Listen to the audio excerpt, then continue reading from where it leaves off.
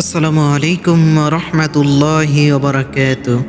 আশা করি আল্লাহ সুবহানাল্লাহু তাআলার অশেষ মেহেরবানিতে আপনারা সকলেই ভালো আছেন। সম্মানিত ভাই বোনেরা, আজকে আলোচনা করব মা ফাতেমার জীবনী। হযরত জাবির আনসারী রাদিয়াল্লাহু তাআলা আনহু থেকে বর্ণিত, তিনি বলেন, একদিন হযরত মুহাম্মদুর রাসূলুল্লাহ সাল্লাল্লাহু আলাইহি সাল্লাম হযরত ফাতেমাকে দেখতে গেলেন। তিনি ফাতেমাকে দেখলেন যে তিনি একটি মোটা ও শক্ত কাপড় পরিধান করে নিজ হস্ত চাতাকল চালিয়ে আটা তৈরি করছেন, আর সে অবস্থায় নিজের কোলে সন্তানকে দুধ খাওয়াচ্ছেন। এই নির্মম দৃশ্য দেখে হযরত মুহাম্মদুর রাসূলুল্লাহ সাল্লাল্লাহু আলাইহি সাল্লামের চোখে পানি চলে আসলো।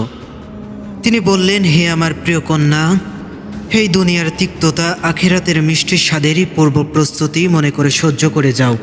এ কথা শুনে হযরত ফাতিমা রাদিয়াল্লাহু তাআলা আনহুমা বললেন, হে আল্লাহর রাসূল সাল্লাল্লাহু আলাইহি সাল্লাম, আল্লাহর প্রদত্ত এসব নিয়ামত ও অনুগ্রহের জন্য তাকে অশেষ ধন্যবাদ জানাই এবং এজন্যে তার অশেষ প্রশংসাও করছি।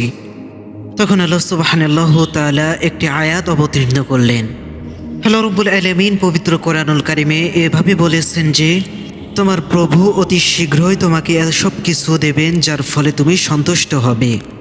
হযরত ইমাম জাফর সাদিক রাদিয়াল্লাহু তাআলা আনহু থেকে বর্ণিত, তিনি বলেন, ইমাম আলী রাদিয়াল্লাহু তাআলা আনহু পানি এবং কাঠ জোগাড় করে আনতেন, আর হযরত ফাতিমা আলাইহিস সালাতু ওয়াস সালাম আটা তৈরি করে খামির বানাতেন, আর তা দিয়ে রুটি তৈরি করতেন।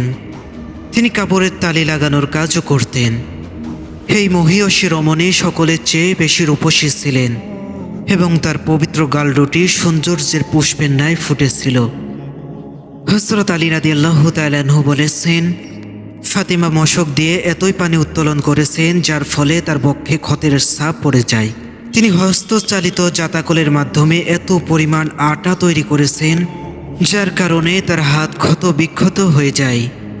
তিনি এত পরিমাণ রান্নাবান্নার কাজ করেছেন যে তার পোশাক ধুলি ধোঁয়ায় মাখা হয়ে যেত। এ ব্যাপারে তিনি প্রচুর কষ্ট স্বীকার করেছেন। উল্লেখ্য যে তিনি মদিনার দরিদ্র অভাবগ্রস্ত মানুষদের মধ্যে খাদ্য বিতরণের জন্য প্রতিদিন রুটি প্রস্তুত করতেন। একদিন মুহাম্মদুর রাসূলুল্লাহ সাল্লাল্লাহু আলাইহি সাল্লাম হযরত আলী রাদিয়াল্লাহু তাআলা আনহুর গৃহে প্রবেশ করেন। তিনি দেখতে পেলেন যে হযরত আলী ও হযরত ফাতিমা রাদিয়াল্লাহু তাআলা আনহুমা দুজন মিলে চাতা পিষে আটা বানানোর কাজে ব্যস্ত। তখন নবী সাল্লাল্লাহু আলাইহি সাল্লাম বললেন, তোমাদের মধ্যে সবচেয়ে বেশি ক্লান্ত কে? হযরত আলী বললেন, ফাতিমা। হে আল্লাহর রাসূল সাল্লাল্লাহু আলাইহি সাল্লাম।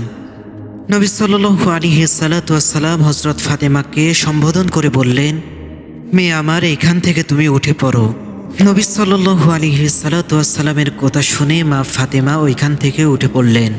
হযরত ফাতিমা উঠে দাঁড়ালেন আর নবী সাল্লাল্লাহু আলাইহি সাল্লাম তার স্থানে গিয়ে বসলেন এবং হযরত আলীর সাথে আটা তৈরির কাজে সাহায্য করলেন। হযরত ইমাম বাকের আলাইহিস সালাম বলেছেন, একদিন ইমাম আলী হযরত ফাতিমাকে জিজ্ঞাসা করলেন, ঘরের মধ্যে কি কোনো খাবার আছে? উত্তরে হযরত ফাতিমা বললেন, যিনি তোমাকে মর্যাদা দিয়েছেন তার শপথ, 3 দিন যাবৎ ঘরে কিছুই নেই। ইমাম আলী রাদিয়াল্লাহু তাআলা আনহু বললেন, কেন আমাকে এ কথা আগে বলনি?